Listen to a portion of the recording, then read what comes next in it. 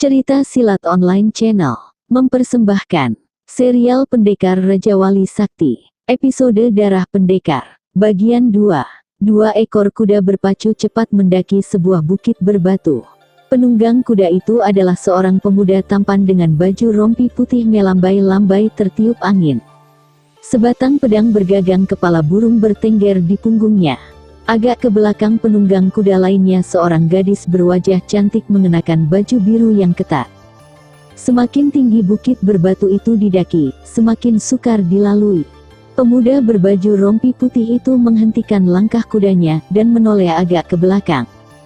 Kemudian pandangannya beralih menatap ke arah puncak bukit batu itu.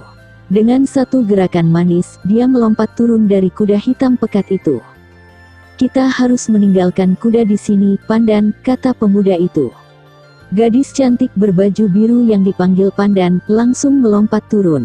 Ringan sekali kakinya menjejak bebatuan di samping pemuda itu. Mereka tidak lain dari Pandan Wangi dan Rangga atau yang berjuluk Pendekar Raja Wali Sakti. "Kau yakin Panglima Parakan ada di sini, Kakang?" tanya Pandan bernada ragu-ragu. "Begitulah keterangan yang aku dapatkan," sahut Rangga. "Aku tidak mengerti, mengapa Panglima Parakan memberontak," gumam Pandan seolah bicara pada dirinya sendiri. "Dia paman dari Wira Permadi, adik ibu tiriku. Dia tidak suka dengan kekalahan yang diderita keponakannya. Aku sendiri tidak mengerti, mengapa dia punya pikiran picik seperti itu. Padahal aku masih memberinya kedudukan sebagai Panglima Perang. Atau bisa juga dia sakit hati, Kakang," Pandan menduga-duga. "Maksudmu?" "Lia, soalnya kakaknya bunuh diri karena tidak kuat menanggung malu. Atau mungkin dia juga malu, lalu memilih jalan memberontak meskipun tahu tidak mungkin berhasil. 1001 macam alasan bisa saja terjadi, Pandan. Ya, ayo, kita terus mendaki bukit ini," ajak Rangga. Mereka kemudian berjalan mendaki bukit batu itu. Sedangkan kuda-kuda mereka tinggalkan begitu saja. Jalan yang harus ditempuh memang sangat sukar, dan tidak mungkin dilalui dengan kuda. Banyak batu-batu yang rapuh, dan sewaktu-waktu dapat longsor. Belum lagi harus melalui dinding batu terjal yang hampir tegak. Mereka harus menggunakan ilmu meringankan tubuh agar bisa leluasa mendaki. "Hati-hati, Pandan. Batu ini rapuh sekali," kata Rangga memperingatkan. "Iya, aku tahu," sahut Pandan. Mereka terus mendaki tanpa mengenal telah. Semakin jauh mereka mendaki, semakin sukar jalan yang dilalui. Namun dengan berbekal ilmu meringankan tubuh, hal itu bukanlah halangan berarti. Mereka adalah orang-orang berkepandaian sangat tinggi. "Awas, Pandan!" seru Rangga tiba-tiba. "Hup!" Pandan cepat melompat ke belakang Rangga ketika sebongkah batu yang cukup besar meluncur deras dari atas bukit. Batu itu menghantam batu-batu lainnya, sehingga membuat bukit ini seperti akan runtuh. Rangga segera mencekal tangan Pandan Wangi, dan menariknya keras. Pendekar Raja Wali Sakti itu melentingkan tubuhnya sambil mencabut pedang Raja Wali Sakti. Secercah cahaya biru kemilau memancar dari pedang pusaka itu. Rangga memutar pedangnya dengan cepat di atas kepala. Batu-batu yang meluruh ke arahnya, langsung hancur berkeping-keping. Tubuh pendekar Raja Wali Sakti itu terus berlompatan ke atas menembus hujan batu. Sedangkan tangan kirinya tidak lepas mencekal pergelangan tangan Pandan Wangi. Gadis itu mengerahkan ilmu meringankan tubuh sambil mengikuti setiap gerak langkah kaki pendekar Raja Wali Sakti. "Hup!" Rangga melentingkan tubuhnya ketika sampai di puncak bukit. Segera dimasukkan kembali pedangnya ke dalam warangkanya di punggung. Cahaya biru langsung lenyap begitu pedang pusaka itu tersimpan kembali. Suara gemuruh batu-batu yang longsor masih terdengar. Bukit batu ini bergetar bagai diguncang gempa. Belum sempat Rangga menarik napas lega, mendadak beberapa anak panah meluncur deras ke arahnya. Pandan Wangi segera mencabut senjatanya yang berbentuk kipas dari pinggangnya. Dengan kipas itu dihalaunya anak-anak panah itu. Sedangkan Rangga menggerak-gerakkan tangannya dengan cepat menyambar setiap anak panah yang mengarah ke tubuhnya. Puluhan anak panah berhasil dirampasnya.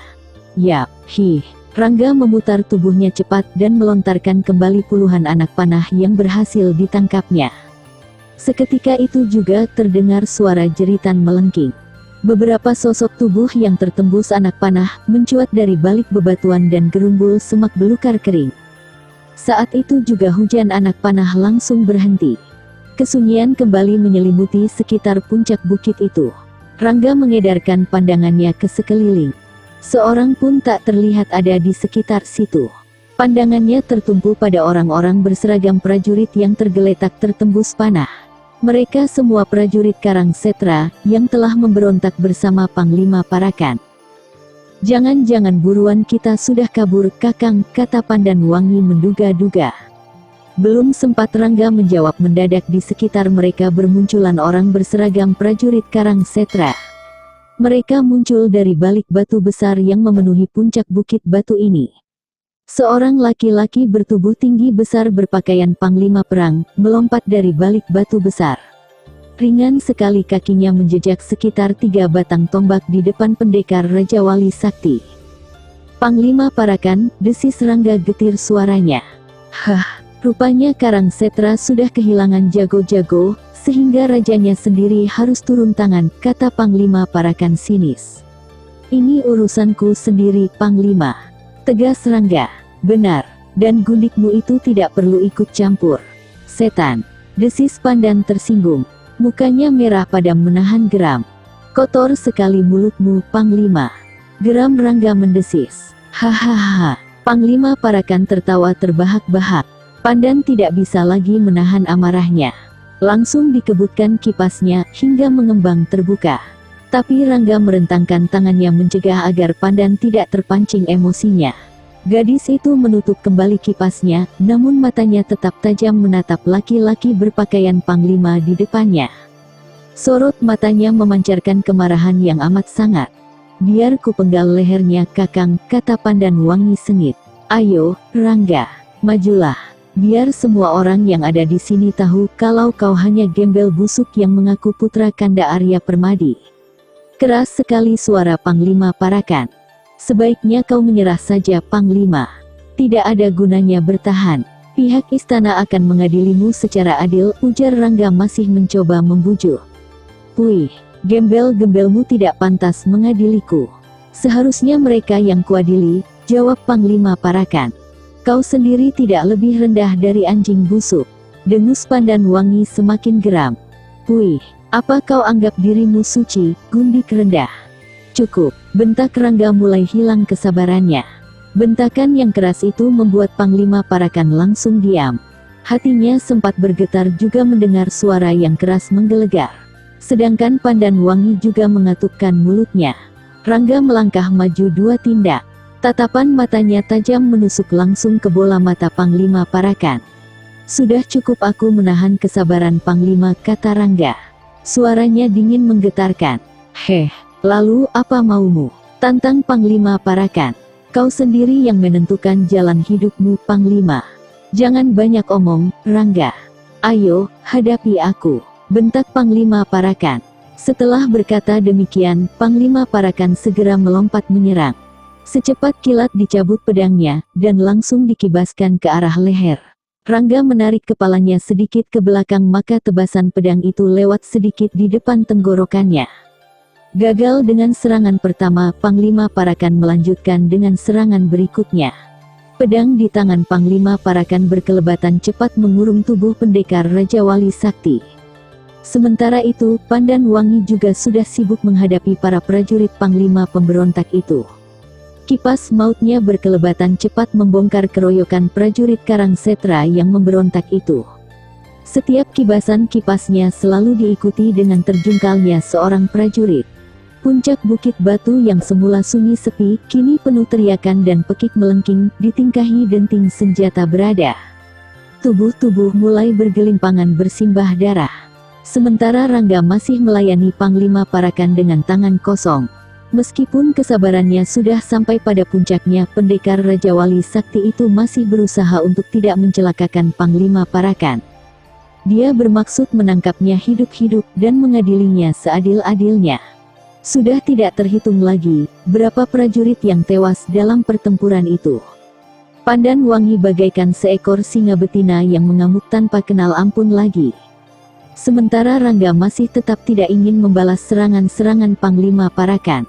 Pendekar Raja Wali Sakti itu selalu menghindar dan mencoba untuk memasukkan totokan. Tapi rupanya Panglima Parakan mengetahui itu semua, sehingga dimanfaatkan untuk meningkatkan jurus-jurusnya. Jangan berlagak pahlawan, Rangga. Kau akan menyesal nanti, Panglima Parakan memberi peringatan. Hentikan saja seranganmu, Panglima. Tidak ada gunanya kau melawan, balas Rangga masih tetap menahan sabar. Meskipun kau seorang pendekar dikdaya tanpa tanding, aku tidak akan mundur menghadapimu. Kau terlalu keras kepala, Panglima. Jangan banyak omong. Mampus kau, hiaa. Rangga merundukkan kepalanya ketika pedang Panglima Parakan kelebat cepat ke arah kepalanya. Desir kibasan pedang itu sangat kuat, sehingga membuat Rangga agak terkejut juga. Dia sadar betul kalau Panglima Parakan bersungguh-sungguh untuk membunuhnya. Panglima Parakan kembali melancarkan serangan dengan memutar pedangnya melintang ke arah dada. Saat itu Rangga tidak punya kesempatan untuk menghindar. Dengan cepat diangkatnya tangan ke depan dada dan langsung dijepit pedang itu dengan telapak tangannya. Panglima Parakan berusaha menarik kembali pedangnya, namun jepitan kedua telapak tangan Rangga itu demikian kuat. Panglima Parakan mengempos seluruh tenaga dalamnya untuk melepaskan pedangnya dari jepitan itu. Tapi yang terjadi malah membuatnya ternganga. Ujung pedang di tangan Rangga seketika itu juga buntung. Panglima Parakan terpental ke belakang dengan pedang yang buntung ketika Rangga menghentakkan jepitannya. Hiaa! Sambil berteriak nyaring, Rangga melompat seraya melayangkan satu tendangan keras ke arah dada. Panglima Parakan terkejut setengah mati. Dia berusaha berkelit, namun di luar dugaan sama sekali kaki Rangga dapat berputar ke arah lain. Panglima Parakan memekik tertahan. Kepalanya terasa akan pecah kena dupakan kaki pendekar Raja Wali Sakti yang menggunakan jurus Raja Wali menukik menyambar mangsa. Untung saja Rangga tidak mengerahkan jurus itu secara penuh, sehingga kepala Panglima Parakan tidak pecah. Namun kepalanya tak urung terasa pening juga, dan pandangannya mengabur. Sementara Rangga tidak menyia-nyiakan kesempatan itu. Dengan cepat tangan kanannya menyodok ke arah dada. Panglima Parakan tahu kalau Rangga bermaksud melumpuhkannya dengan menotok jalan darahnya. Dan pada saat itu, dia sudah tidak mungkin lagi menghindar. Dengan nekat Panglima Perang itu melompat menerjang dengan tangan terbuka ke samping. Rangga terkejut melihat kenekatan orang tua itu. Buru-buru ditarik kembali tangannya yang sudah terjulur ke depan. Namun gerakan Rangga kalah cepat.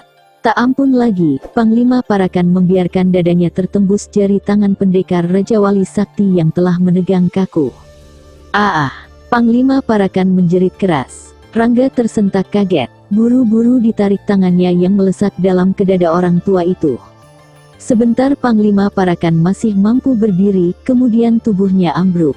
Darah mengucur deras dari dadanya yang berlubang. Saat itu juga Rangga berlari menubruk tubuh yang menggelepar itu. Dipangkunya dan dipeluk tubuh paman tirinya itu. Paman, agak parau suara Rangga. Jangan kau sesali, Rangga. Aku puas meskipun harus mati di tanganmu, kata Panglima Parakan terputus-putus suaranya. Oh, Rangga mengeluh panjang. Panglima Parakan tersenyum, lalu tubuhnya mengejang. Sesaat kemudian diam tidak bergerak-gerak lagi. Rangga meletakkan tubuh laki-laki tua itu dan berdiri tegak. Matanya masih memandangi mayat paman tirinya itu. Sementara pertempuran yang berlangsung antara Pandan Wangi dan para prajurit pemberontak langsung berhenti seketika. Para prajurit itu melemparkan senjatanya begitu pemimpinnya tewas. Rangga berpaling dan memandangi para prajurit yang menyerah tanpa syarat, kemudian pandangannya beralih pada Pandan Wangi. Gadis itu menghampiri dan menepuk pundak pendekar Raja Wali Sakti. Rangga melangkah mundur beberapa tindak. Aku tidak bermaksud membunuhnya. Dia bertindak nekat, kata Rangga mengeluh. Sudahlah Kakang. Itu memang sudah menjadi pilihannya, kata Pandan Wangi mencoba menghibur. Rangga memalingkan kepalanya dan memandang para prajurit yang kini tinggal berjumlah sekitar 20 orang itu. Para prajurit itu menundukkan kepalanya, lalu seperti mendapat komando, mereka serentak menjatuhkan diri berlutut. Dan tanpa diduga sama sekali, masing-masing mengambil senjata yang tergeletak di dekatnya. Rangga tersentak kaget begitu melihat para prajurit itu membunuh diri secara massal. "Hei!" Rangga berusaha mencegah tapi terlambat. Para prajurit itu sudah menggeletak dengan dada tertembus senjatanya masing-masing. Pandan Wangi sendiri sampai terpana menyaksikan ulah mereka yang mengambil jalan pintas seperti itu begitu pemimpinnya tewas dalam pertempuran secara ksatria. Pendekar Raja Wali Sakti itu menarik napas panjang dan berat. Hatinya sangat menyesali tindakan para prajurit itu. Akan tetapi Rangga juga kagum karena mereka rela mati demi kesetiaannya pada pemimpin. Hal tersebut memang menjadi satu kebiasaan para prajurit Karang Setra. Tapi dengan membunuh diri secara bersamaan, tindakan itu memang belum pernah terjadi sebelumnya. "Aku kagum pada mereka," desah Pandan Wangi tanpa disadarinya. "Ya, kesetiaannya sungguh mengagumkan," balas Rangga. "Bagaimana sekarang, Kakang?" tanya Pandan Wangi. "Aku harus menghormati mereka, dan akan menguburkannya di sini," sahut Rangga. Pandan Wangi mengangkat pundaknya. Dia memandangi sekitarnya. Tidak kurang dari 50 prajurit menggeletak tak bernyawa lagi, dan harus dikuburkan di sini. Gadis itu sedikit mengeluh juga karena harus menguburkan sekian banyak orang. Tapi begitu melihat Rangga mulai menggali lubang dengan sebatang pedang, Pandan Wangi segera berbuat hal yang sama. Kini mereka bekerja menggali lubang dan menguburkan mayat-mayat itu tanpa banyak bicara lagi. Selanjutnya episode Darah Pendekar bagian 3. Masih bersama cerita silat online channel. Jangan lupa like and subscribe. Terima kasih.